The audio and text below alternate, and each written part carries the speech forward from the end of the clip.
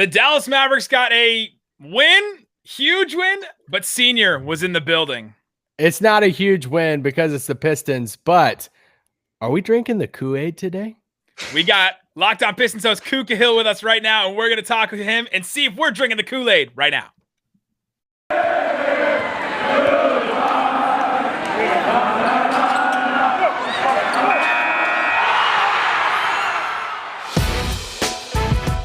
It's the Locked On Podcast Network, your team every day.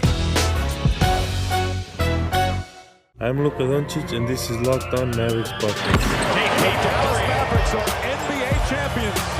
Bang! Bang! It's good! And the Mavericks have won the game! If you don't believe, you shouldn't be here.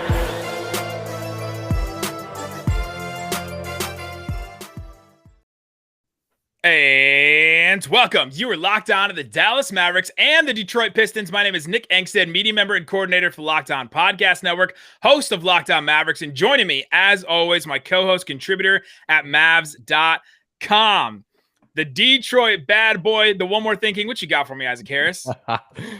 Oh, I'm not the Detroit bad boy, but we have the 2021 version of the Detroit bad boy himself. The baddest boy. Host of, and that's now it's sounding a little weird now. The host of Phrasing. Locked On phrasing Nick. Shout out to Phrasing for the host of the team who has Dennis Smith Jr.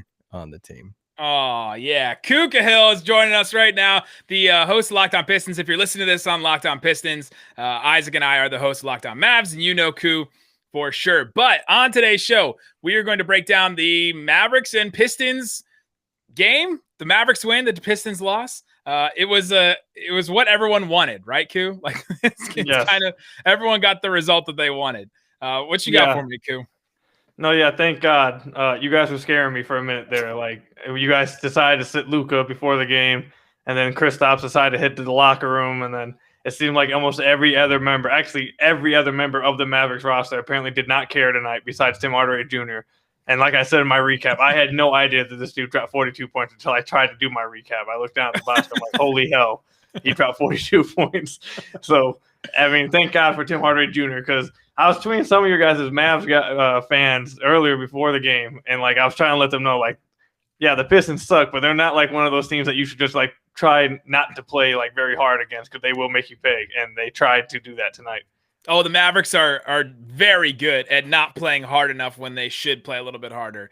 All right, so let's get into a couple things we're going to get into. We'll talk about this game a little bit. Obviously, we were all watching the NFL draft, and so this game was second screen for a lot of us.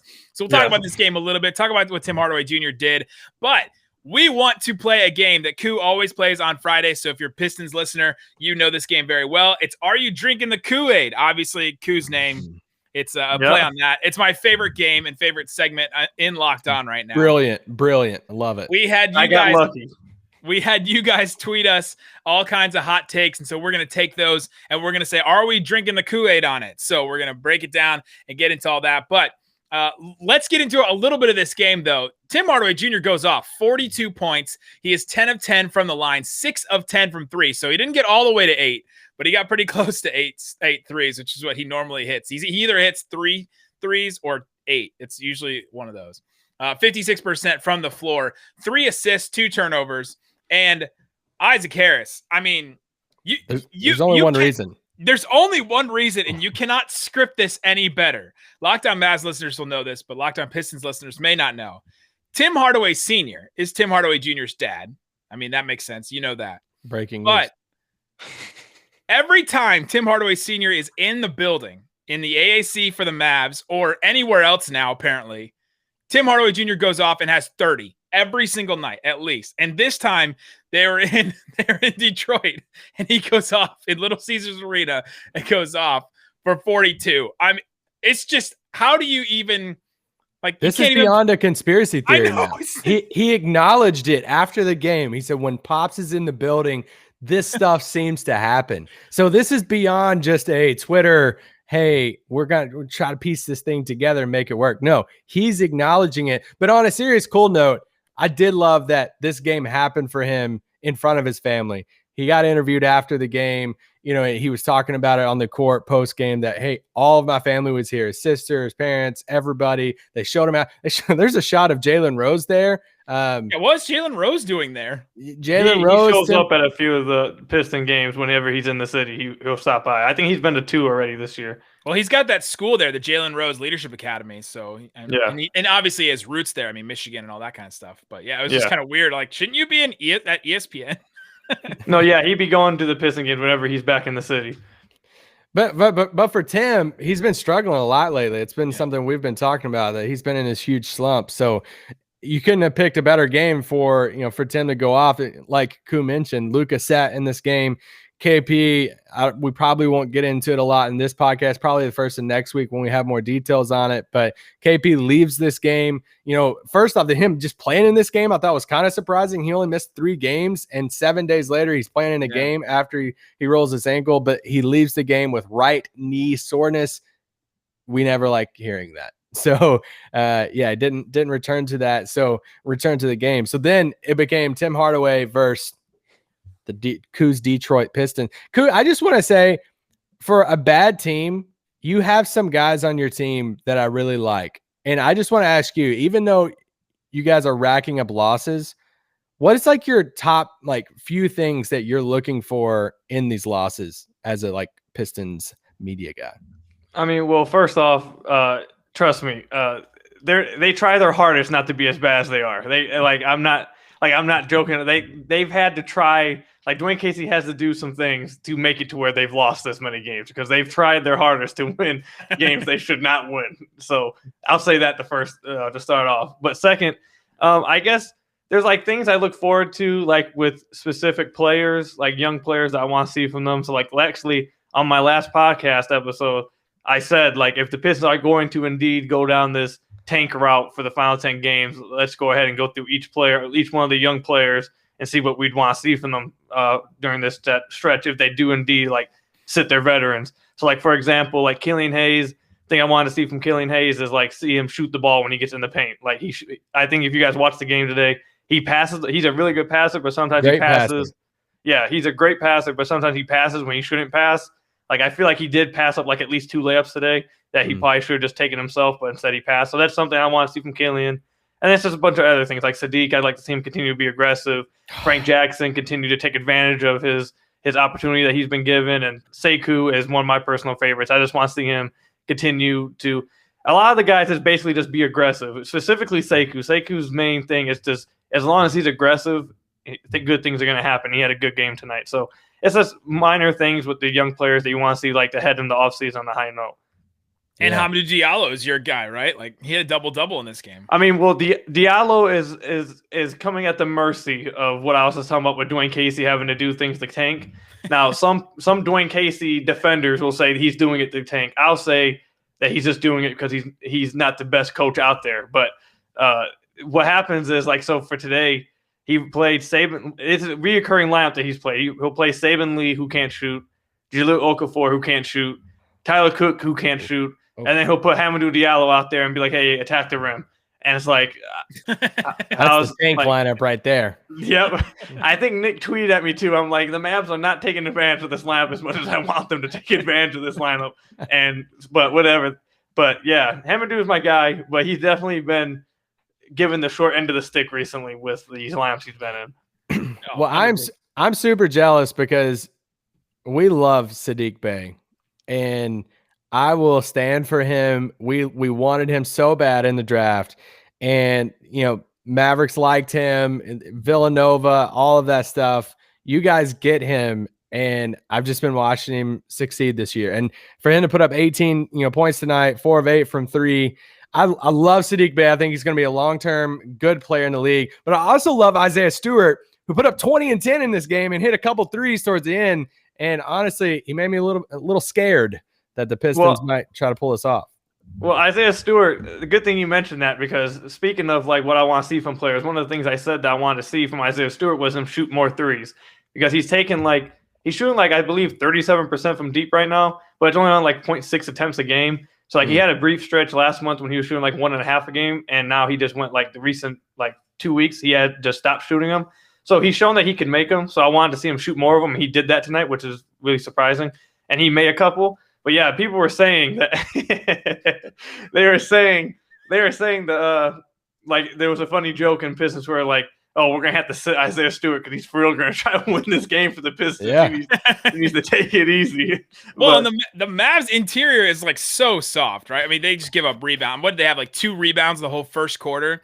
And if you're watching on YouTube, we have a picture of Isaiah Stewart up on there. So if you can go subscribe to our YouTube channel. But it's actually a picture of beef stew. I know Ku hates this nickname, so I had to buy into it. It got accepted by him and everybody else. Yeah, it's too big now. So, all right, coming up, let's get into a little bit more about this matchup, a little bit more about these teams, where they are, where they're going. We'll talk about Dennis Smith Jr. a little bit, Saddiq Bey a little bit, and some of the other players on these teams that we're interested in. And then we'll play Are You Drinking the Kool-Aid? We'll get into that a little bit later. So, but before we do, let's get into betonline.ag. It's the one place to put down some money on sports. Betting is now legal in Michigan, right? So you can now put some money down and it can be legal. So betonline.ag, use that promo code LOCKEDON, get a 50% welcome bonus with your first deposit. There's all kinds of things that you can put money down. The NFL draft is obviously in full swing right now. They don't have any NBA games up right now, so we're going to have to go to look at some NFL draft stuff. Do they have some more NFL odds right now? Yeah, on yesterday's pod, you brought up pretty good odds, or I think the odds were even on a running back being in the first round. And we were pretty confident, like, yes, take that. Oh, yeah, we got that one. There were 2 tonight. For sure. Yeah, a couple other things. Will a team go 17-0? You can bet on that. If you put down $100, you could win $1,400. If a team goes 0-17, that one's $1,400. If the team goes 17-0, you have 1,600 odds on that. Yeah, the Lions could go plus. They could go 0-17. So they've already done it before. If you want to put money on that, you can right now. Go to betonline.ag, use that promo code LOCKEDON, and get a 50% welcome bonus to the first deposit. BetOnline, your online sportsbook experts. We need odds on like kneecaps being bit off. Come on. All right, Isaac and Ku, let's get into some more about this game. So we brought up Saddiq Bey, and I now want to get into him a little bit more because before the draft, that was the guy we were like, man, if only he slides to the Mavs at 18, if only he could get to the Mavs at 18, that would be an incredible fit for the Mavs. What have you thought about Saddiq Bey so far in his play with the Pistons, both offensively and defensively? Well, first off, I just have to say, I have to say this. Each time you say Jared Goff's name, it breaks my heart even more because Matthew Stafford is my favorite Detroit athlete of all time. And we just let him down so bad. So every time that you mention Jared Goff, it literally just shatters my heart a little bit more. But all those playoff Stafford memories. Yeah, we did have a few. The main Stafford memory we have in the playoffs is him being screwed out of that picked up flag against the Cowboys. So I mean, hey, did you know he went to high school with Kershaw? And trust me, we heard that. Now, like I know you guys heard that on like the national games only, but trust me, we heard it like 17 times a year. So it's like, do you know that Seth Curry is Doc Rivers' son-in-law? Like, do you know that? No, yeah, it definitely has been going on for like over a decade that we heard it. So like 17 times a decade. But Saddiq Bey, I think he's been really good. Obviously, like the funny thing is that you guys are saying that you guys really wanted him before the draft. And then when the Pistons traded Luke Kennard and all those picks, the Pistons fans like didn't really want him. I won't say didn't want him, but they were definitely like in their feelings that Luke Kennard was gone. Because we really liked Luke. We really liked Luke in Detroit. I still like Luke. I think he's going to be a pretty good player. But the fan base in Detroit really loved Luke. So when they traded him, they weren't really happy about it. But what did y'all love about Luke? What did we love about him? I don't have to get into Luke Kennard talk. I have to get into Luke Kennard breakdown talk on this. I mean, it's crossover. No, it's fine. He's a Dookie, and just. Well, you don't like Dookies? He hates anything like Duke, anything Lakers, anything LeBron. Those are all sore subjects. Don't bring them up. Oh, God. Okay. But Saddiq Bey, he's been pretty good. The Pistons fans were kind of sour on him at the beginning, but gave him a chance. And he's been absolutely incredible this season. Like, I think he's going to be first team all rookie this year. And honestly, I know a lot of Pistons guys are like, oh, let's put some votes in there for him as rookie of the year. That's too far. Obviously, with like LaMelo and Anthony Edwards and Halliburton. maybe. Actually, I think maybe Saddiq would have a little case over Halliburton, maybe. But the other two, maybe the other two, probably not. The Kool-Aid? Yeah, I think Saddiq we'll bring that one. Good. We'll bring that one up later. I mean, I think Saddiq Bey's been that good. Like, he had this recent stretch for the last week and a half where it looked like he hit the rookie wall. But outside of that, he's been outstanding. Like, I know a lot of people said heading into the draft he was supposed to be NBA ready. Like, he was supposed to be one of those guys that had maybe a low ceiling and a high floor. But I think he's proven that a little bit to be wrong. That his ceiling maybe is a little higher than people thought it was going to be. Well, only the future. We'll find out in the future. But he's been this rookie season. He's been crazy. I said before the draft, I thought that his absolute ceiling, there's a possibility, there's a multiverse out there where he could be Paul George. Is that insane? I said that literally at the first week of the season. I could see it. Yeah, we're on the same page. He's got he's got the length. Obviously, he can hit shots from the outside. If he just, he has to become a better driver, I think, to get to that level. Paul George, we're talking about all-star and all that, but yeah, he has those type of things in his game. Honestly, I think a better comparison as I've watched him throughout the year is I moved away from the Paul George one because he simply isn't athletic. That's the one weakness of his game. He just isn't very athletic. But the person I really do think is a good comparison is Paul Pierce. They both have this slow, chill, relaxed game to them. And Saddiq has shown throughout the year, which is one of the main reasons why I think his ceiling is higher than people thought it was, is that he's learning how to use his footwork and his body. Since he knows, he's learning that he's not that explosive, he's not that athletic, so I have to find different ways to catch guys and get my way to the rim. And he's been using his body, footwork, and change speeds and stuff, and that's stuff that Paul Pierce really utilized because obviously Paul Pierce wasn't like LeBron athletically either. So I think that's a good comparison for him as well. That's Nick's favorite player. Who, Paul Pierce? Yeah. No. Oh, you hate him? Oh, that's the guy I hate the most in the NBA. All right. I can't talk about Saddiq anymore. I'm just going to get frustrated. We talked about Tim Hardaway Jr. a little bit at the beginning, but I mean, he finally broke out of his slump. We're glad to see it. I don't know if there's very much more to say than he just all the shots that he missed over the last 2 or 3 weeks, he hit, right? It's just kind of the way that it was for him. So we'll break him down a little bit more later next week. But now that we have Ku here, we want to play Are You Drinking the Kool-Aid? Can I ask you guys a question actually first? Oh, about the Mavs? Please do. Yeah, I actually have a question about Tim Hardaway.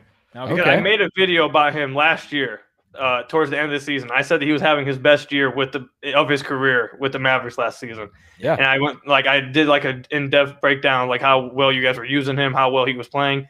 And he was playing really well last year. Isaac and I did. Yeah. So what's different? I see you guys have said that. What's changed this year? Is he just not making shots as much? Do you what's going on with him this year? I know he's not having as good a year that he had last year. Do you want to take this or you want me to take it? I just gave you the head nod for everybody that's watching on YouTube. You could obviously see I was giving you the head nod. Well, I mean, honestly, I don't think he's having that big of a difference from last year. I mean, he's averaging right around 15, 16 points a game. He's averaging right around 38 percent from three. Last year he was right around 40. He hovered around 40 for a lot of first half of the season this year.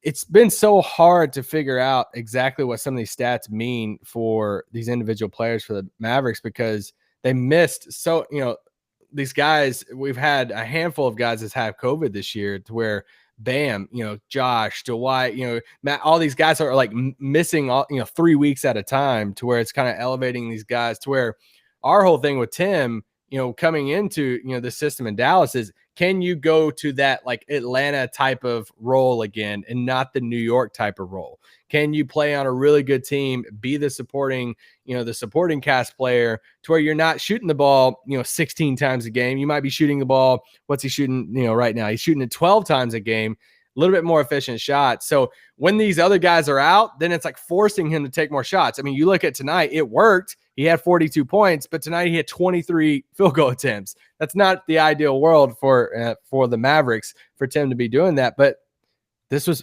honestly the recipe to win tonight was either a massive game for Tim Hardaway or Jalen Brunson. And we just kind of struck gold that we had 42 points from Tim. The other thing with Tim Hardaway Jr. is that he's coming off the bench this year instead. They got Josh Richardson in that trade for Seth Curry, and now he's coming off the bench a little bit more. And so basically the difference is he's playing less with Luka, right? That really is what it boils down to. He's just not getting the benefit of those better passes with Luka, and he's just had some stretches where he's just struggled. He is like a real streaky shooter, like just the definition of a streaky shooter, and he's been a little bit more down the last basically 3 weeks. He's been real down, and so his numbers are going to skew a little bit lower, because of the 3 week stretch that he's had. So coming up, we got to play Are You Drinking the Kool-Aid? We got to get into some hot takes. We'll give hot takes to each other. We'll take some from the ones that we got on Twitter, and then we'll say if we're drinking it or are we not. We'll get into that coming up. But before we do, Built Bar. Isaac Harris, did you get your box? Not yet. Don't rub it in my face. I got my box. I got it. The coconut brownie chunk. If you got in time, it's the most delicious bar. I made it through my NFL draft coverage, which was basically 7 hours of me sitting in front of a computer and editing videos with 2 Built Bars. That's how I made it through. That's how I got the energy. It's a protein bar. It tastes like a candy bar. They're absolutely delicious. We love them. The coconut brownie chunk is awesome, but they're sold out. Sorry about it. They'll come up with new ones because they sold out so fast, and they'll get new ones back soon. So check the Built Bar website all the time to see if those are going to come back. Use that promo code LOCK15 and you get 15% off your next order. Again, use that promo code LOCK15 to get 15% off your next order, not your first, your next order at BuiltBar.com. All kinds of good stuff with Built Bar, but use that promo code LOCKed15. All right, Isaac Harris, Ku Khahil. Let's get into Are You Drinking the Kool-Aid? I have to throw this graphic up. It's just absolutely amazing. If you're watching on YouTube, it's a graphic that I made Ku, and I hope he uses it every week now. You saw I was using it today every time I tweeted about it. It was you as the Kool-Aid man. I said Kool-Aid. Now I'm broken. My fiance saw this and was like, "This is the greatest thing ever created." That's amazing. I love that. All right, I got a couple of them, so we could go around. We could go round table, or I could just bring a couple of them up. So if you have one, just raise a hand, and I'll go to you next. All right, Pistons, one of the 5 teams most likely to never win a championship again. Are you drinking the Kool-Aid? This is somebody that responded to this tweet. It must be a Mavs. So we do this crossover with the Mavs. You guys go directly to my heart. My God. I'm gonna say no. I am not drinking the Kool-Aid on that one. My God, to never win again. Like that's so definite, right? Like that's so definitive to never win one again. Like the Kings, yes, maybe like the Kings would be in that 5. Yeah, I would probably put the Clippers in that 5 because after this year, it's just all gonna fall apart again for them, and I don't think they're gonna win it this year. Well, I would say and the curse. I can't drink the Kool-Aid on that one because I understand Detroit's become a punching bag the last 10 years, but in reality, it has not been that long since they were a powerhouse in the East. Right. Yeah. And they have a history. Since they won a title. What wasn't it? Yeah. It hasn't been that long. Yeah, 04. It's not even that long ago that they won a title. We could do a whole pot on that because I freaking love Ben Wallace, Rasheed Wallace. Oh God. We could go all day on that too. I can't handle the Ben Wallace names anymore. I've heard Ben Wallace so much over the past 2 weeks of Pistons fans just compare him to everybody we have. Why are we trying to find a new Ben Wallace? Ben Wallace is just Ben Wallace. He's one of one. He's like Draymond, right? There's one of one. Yeah. Thank you. Yeah. No, I'm not drinking the Kool-Aid on this one for sure. Get out of here, Eric Thompson. No. Okay, this is another one. Between their draft and dealing Seth Curry for Josh Richardson, the Mavs had a top 3 worst offseason last year. This is so vague. Top 3 worst offseason of the Mavs history or top 3 worst offseason of any team? I think they were saying, when you first read it, I don't think they're talking about just of last offseason amongst any team. Well, you'd have to go through all the different teams and what they did, and I'm gonna say the Pistons is probably up there as having a bad offseason, right? We're not trying to just crap on the Pistons the whole time, but they had some confusing moves. I mean, well, I'd say a lot of their confusing moves have paid off, though. A lot of people crapped on Jeremy Grant, and he's been actually really good. So we didn't crap on Jeremy Grant. We liked Jeremy Grant. That was fun. Fair enough. It was all the centers. It was all the centers. It was drafting Isaiah Stewart high. It was signing Mason Plumlee but Isaiah Stewart looks really good though. I like him. Yeah. He looks. Yeah. He's been really good for us this year. And I'm going to go out on a limb and say, y'all think Plumlee's a good culture guy. Yeah, the thing is that Mason Plumlee actually is a good athlete. Mason Plumlee actually has been better than people thought he was going to be for us heading into this, like where we thought he was going to be. He's actually had like 3 triple doubles this year. So true. So he's actually been pretty good. He's had some 20 rebound games too, right? Yeah, I had him on my he was good against the Mavs. NBA. He was good against he was good against the Mavs last game too. So yeah, I'd have to go through a little bit more and see some more teams, but I don't think the Mavs had a top 3 worst offseason. I'm not drinking the Kool-Aid. Are you, Isaac? No, I don't. I don't think that one smaller type of trade. Well, it was that it would be the trade. It would be not drafting Saddiq Bey and drafting Josh Green instead. Oh, okay, I thought they were just talking about like that trade, but he said between the draft and dealing Curry for Jay Rich. No, I'm not. It wasn't that bad. No. All right, here's a Pistons related one that's actually a positive one. All right, this is just coming from our fan. This is actually from Kirk Serious Face, our friend Kirk. The Pistons are a top 5 NBA team name. Like that, their name is top 5 in the NBA. Just see, like years ago, I might say yes on that one. But like, I don't know, the Pistons branding has been so bad. Like the way they brand like their logos and their everything is just like put a sour taste in my mouth about everything. Bring back the muffler and the horse, right? Like bring those back. The Grant Hill era. Horse. Like we want the horse so bad. Like all we've wanted is the teal. But I know we're just talking about the Piston name. I don't know. Hey, I think here's a trade. We'll send the Mavs horse because Mavs fans do not care for the horse at all. We'll just send you the horse and you guys can have the horse instead. But I don't know. I think I guess I would have to say I'm not drinking the Kool-Aid on that one. I don't know. You're not. It's not top 5. What are the top 5 then? What are the top 5 NBA team names? I just feel like I don't know. The Pistons, I'm not even joking when I say this. The Pistons branding has put such a sour taste in my mouth that it's hard for me to like look at anything about like their naming or their branding like in a positive light because I just hate everything they've done over the past 10 years. I mean, it's unique. Yeah, you at least have an identity though, and I've always appreciated that because it is a smaller market, but it's a smaller market with identity, and you do have a history of these good players, and it's like you have that bad boys, vibe. Like I feel like you'll always have that kind of in your identity and history. So it's so relative on like what you like as a team name. Like if you're like, I think that was a good point actually. The fact that they have like the bad boys and then the going to work, and then you can like add like the Pistons at the end of at the end of both of those names, it kind of makes it better. So maybe I'd say I don't know. It's hard. You can't do bad boy Wizards, right? Like, yeah, that doesn't work. You're not the Pelicans. Bad boy Pelicans. Yeah, that doesn't work. Bad boy Jazz. Ooh. Pelicans. I think that's another one of those ones that's just like I'd have to go through each 30 teams and like think about it because it's hard to like think of all 30 right now off the top. And then it's hard to separate like the history of the teams, right? Because automatically you'd be like, oh, Bulls, right? Bulls, Celtics, Lakers. Those are great team names. But then you're like, Lakers, is it just because of the history of the team? I heard that. And we'll give you the horse, but we will not give you Mavrello Balovic. Just want to. All right, here's another Pistons one.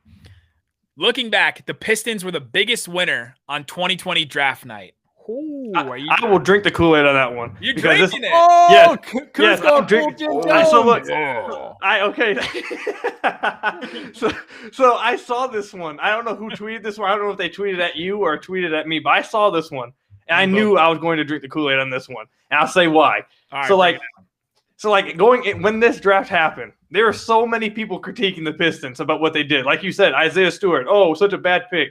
Like every draft grade I saw had him like a D. And Isaiah Stewart's been freaking phenomenal for us this year. Like if you look at NBA.com's rookie ladder, he's in the top 10. Like he's been absolutely phenomenal. Wallace. Oh, he's the next Jason McSteele. That's who he is. Oh God, dude, that's who he. When I first saw him play, he doesn't play like that. Obviously, he's better than him. But the first time I saw him play, I like looked at him and I was like, they drafted Jason McSteele again. It's the same. He looks like the same. You're not the first person. You're not the first person I've heard say that. Well, I grew up in Cincinnati, and so he went to UC, and that's why. Yeah. I'll always remember him. I always would draft him like at the end of drafts in NBA Live. But between Isaiah Stewart and Saddiq Bey, who are both like Saddiq Bey's probably going to be all NBA, not all NBA, but all rookie first team, and then Isaiah Stewart's probably going to be all rookie second team. And then I know people don't know much about Killian because he was out for so long. Like he had a 3-month layoff to where he's only played like 18 games, but he's shown like he's struggling to score, but everything else, like he's shown really good defense, really good passing. So I mean, like I feel like that the Pistons honestly traded for 3 picks, hit on all 3 picks, and 2 of the picks are overachieving what people thought too. Yeah. So not only did like all the picks that because I think people were actually critiquing Isaiah Stewart, and then some people were like, at least in Detroit, were kind of mad that they traded Luke Kennard for Saddiq Bey, and now all of that has like completely flipped on its head. Oh yeah, well, and Luke Kennard was like getting DNP CDs for the Clippers because he couldn't play any defense. Yeah, right. Like, is that the guy you really want to build your team around? And if you got to look, you have to look at who went after those guys too. So like Isaiah Stewart went 16, which is way lower than I thought. Like in my mind, in my mind, I remember I feel like he was like a top 10 pick, and everyone was like, oh, there's so many other players.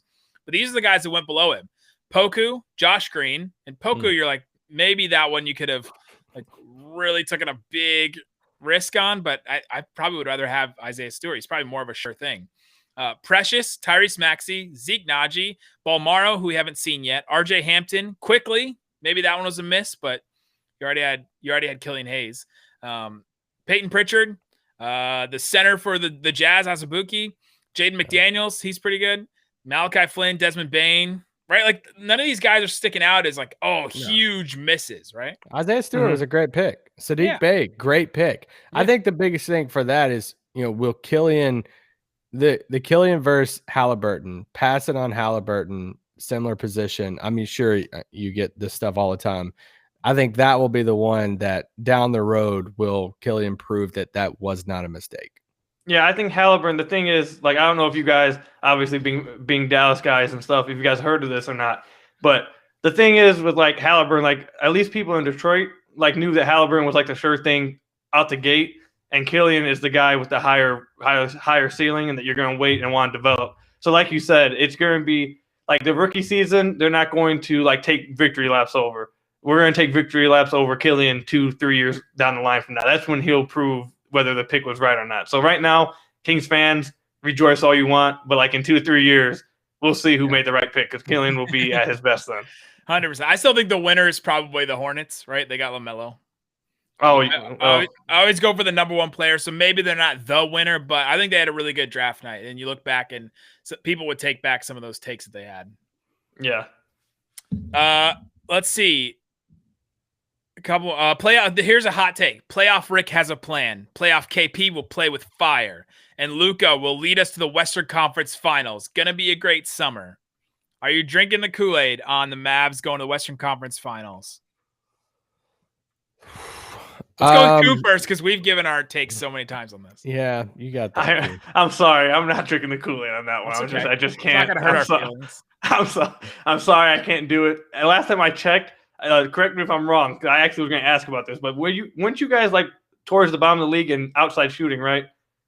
This season? At the beginning of the season they were, and now they're back to about average. They've been really hot recently, yeah. Well, I don't know. Still, the West is really deep, and I just like there's a lot of teams, like even like outside the top 4, like even after that, even in the play-in as well too. Like there's going to be a ton of West teams. I don't know if I believe the Mavs will separate themselves from those, but. I'd like to hear what you guys think, though. This would be their path right now. Clippers, they play in the first round. They play the winner of Phoenix and the play-in, which we're assuming is Phoenix. So Clippers, Phoenix, and then whoever comes out of the other side of the bracket. So Lakers, Jazz, Denver. I mean, it's probably like Lakers, Jazz, right? So it's coming out of those. But to get to the Western Conference Finals, all you have to do is get past the Clippers and the Suns. How are you feeling about that right now, Isaac? At the current moment, not super positive because KP, we just got to get KP fully healthy, and without a fully healthy KP, that just it brings down our ceiling of what I mean. That's just being realistic about that. So if you're telling me we're having a fully healthy roster, they've been playing together for a week or so, KP's fully healthy, then let's see what happens. But if they're not fully healthy, then yeah, I have some big doubts. All right, we want to get to some rapid fire. Are you drinking the Kool-Aid before we go? Rapid fire. Rapid fire. I'm taking these from your Twitter, Ku. Kool-Aid shots. All right, let's get it going. All right, the biggest thing that preventing Isaiah Stewart from reaching his potential isn't height, it's his hands. I am drinking the Kool-Aid. I'm drinking the Kool-Aid on that one. His hands have been worrying me. It reminds me of Thon Maker. It's scaring me. I know Pistons fans hate it when I say that, but his hands really have been concerning to me. He drops a lot of passes. Are they? I mean, they're not awful. I mean, it's not like that. Actually, I don't know how bad Willie Cauley-Stein's hands are, but he must be pretty bad if you said it. But it's not like awful, but it's definitely concerning. The Pistons will have a top 4 pick this year. I'm drinking the Kool-Aid, hopefully. I'm drinking the Kool-Aid out of hope. Well, I mean, they have 52.1% to hit it. So I just hit Tankathon. Boom, they got number 3. We'll take that, Let's get it. We're drinking it. Pistons, we'll take that. We'll drink the Kool-Aid on that. We'll drink the 52.1% proof Kool-Aid. There you go. That's there you go. Gonna make us drunk, but we'll get there. Pistons trade Jeremy Grant in draft night trade for 2 first-round picks. So they flip him for parts. I am not drinking Kool-Aid on that one. Not only do I not think that he's probably worth 2 first-round picks, I don't think Troy Weaver is willing to give him up right now. Also, he came and signed there, and he really wanted to play in Detroit, and they had a lot of reasons for it and all that. So, I'm not drinking that either. Here's one from Marquise. Drink this. A Zach Randolph comp is better than Ben Wallace comp for Isaiah Stewart because of the soft hands. Yes. Thank you. You're drinking it. Yes. I'm drinking the Kool-Aid. Zach Randolph is a much closer comparison than Ben freaking Wallace. I already spent a whole episode talking about why that is. I won't do it again, but please stop with the Ben Wallace comparison. I can't take it. All right. What's the European rookie on your team's name? Wait, you talking about Davidas Savitas? Yeah, Davidas Savitas should get 120 minutes over the last 10 games. So he should get 12 minutes a game? Sure. Why not? You know what? Yeah, I'll drink the Kool-Aid on that one simply because we don't know what the hell we have with him. We don't know anything about him at all, and we're heading into an off-season where we're tanking, and we haven't seen him at all. So and he just signed a 3-year deal before this season. So can we get to know him at all? Yeah, I would drink the Kool-Aid that has to happen too. Any closing shots? Any shots you want to take at the Mavs? I feel like we've taken a lot of shots at the Pistons. I kind of took a little shot at you guys trolling before the podcast. No. Any shots? Not really. To save your mentions, I won't say what it is on the podcast. Nah, it was obviously a troll. So if anyone heard that and thought I was serious, then I just wouldn't respond to them. But Dirk is better than anyone in your franchise's history.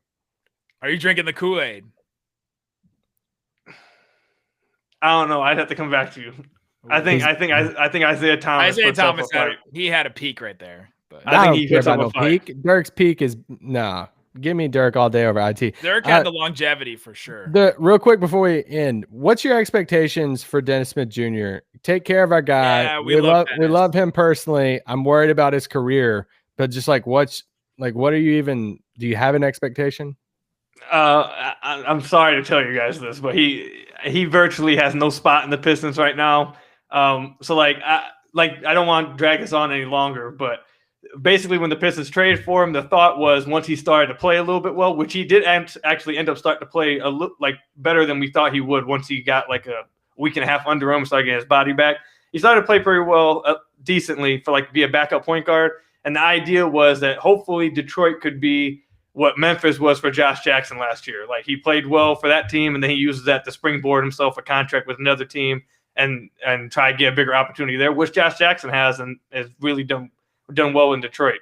However, Dennis Smith Jr. has this major injury, or not major injury, but this injury that's kept him out for I believe 2 weeks right now. And he didn't have it a real future with the Pistons before this. Before his injury happened, it was, like I said, to springboard him somewhere else in the offseason. But now, now that the injuries happened, I just find it hard to see how he can springboard anything. Ku, is it an injury? No, it is an injury. There was someone actually. We've been through that before with Dennis and back injuries. Oh no, we actually had someone in a locker room a few days ago who apparently says that he's friends with Dennis Smith Jr. and texts them, and he said that he asked him how's the injury going, and he said Dennis Smith Jr. simply texted them back 2 bags of liquid they took out his knee because of what's that guy's name? I have no idea who it was. He just like shot up and was like, "Hey, I know Dennis Smith Jr. Let me." He texted us, but it is a knee injury that he's dealing with for like the last 2 weeks. So I mean, it's a legit injury. Dwayne Casey's talked about it and everything, but I just don't see how you can like springboard this anywhere because he hasn't he hasn't done anything like so long. It is I don't way know if too he's gonna late come back. to be cracking jokes like that, Isaac. Way too late. All right, there Wait, you go. I didn't hear it. I missed it. No, it's a Mavs inside joke that only Isaac and I will get. We can't do that on the podcast. All right, there you go. We're slap happy after the NFL draft, guys. You can go follow Ku Khahil. He's a great NBA follow and great covering the Pistons, and he's an awesome addition to the network. He was the first guy I got to hire, so that's pretty awesome, and I'm very excited about that. So he's doing a great job over at Locked On Pistons. If you're listening to this on Locked On Pistons, you got a good one over there. So guys, thanks so much for listening to Locked On Mavs and Pistons crossover. Peace out. Boom. And now